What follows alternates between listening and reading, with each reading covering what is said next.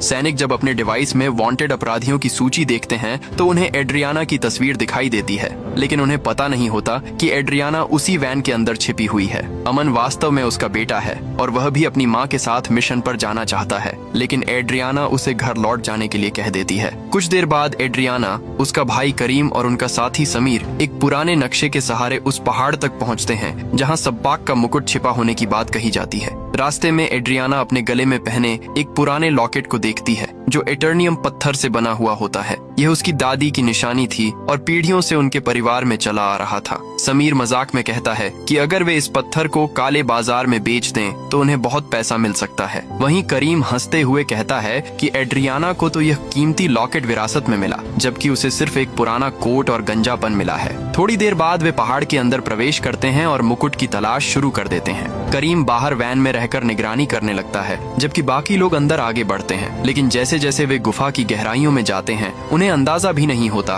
कि वे एक ऐसी शक्ति को जगाने वाले हैं जो हजारों साल से दुनिया से छिपी हुई थी। पहाड़ के अंदर आगे बढ़ते हुए अचानक इस्माइल कहीं गायब हो जाता है। उसे खोजने के लिए समीर दूसरी दिशा में चला जाता है। उधर बाहर वैन में बैठा करीम आराम से संगीत सुन रहा होता है। तभी वह देखता है कि समीर पहाड़ की ऊंचाई से नीचे गिर रहा है। वह घबराकर उसकी मदद के लिए दौड़ता है, लेकिन तभी चारों तरफ से हथियारबंद सैनिक उसे घेर लेते हैं। दूसरी ओर गुफा के अंदर इस्माइल अचानक एड्रियाना के सामने प्रकट हो जाता है, जिससे वह चौंक जाती है। जब वह समीर के बारे में पूछती है तो इस्माइल हंसते हुए कहता है कि वह बस थोड़ी ताजी हवा लेने गया है। कुछ देर बाद दोनों एक प्राचीन मकबरे तक पहुंचते हैं, जहां सदियों से छिपा हुआ सब्बाक का मुकुट रखा होता है। मुकुट दो विशाल चट्टानों के बीच रखा हुआ था। एड्रियाना जोखिम उठाते हुए उन चट्टानों के बीच छलांग लगाती है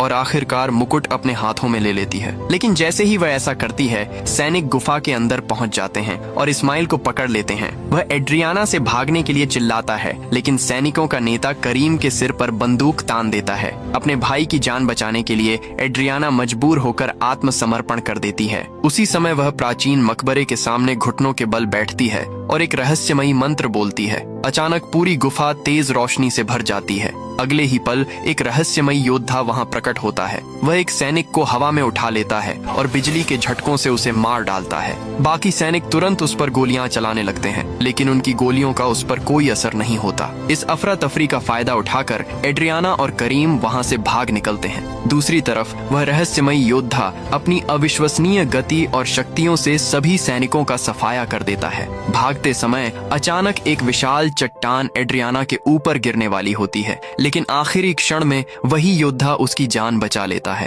अब सच्चाई सामने आती है कि यह कोई साधारण व्यक्ति नहीं, बल्कि हजारों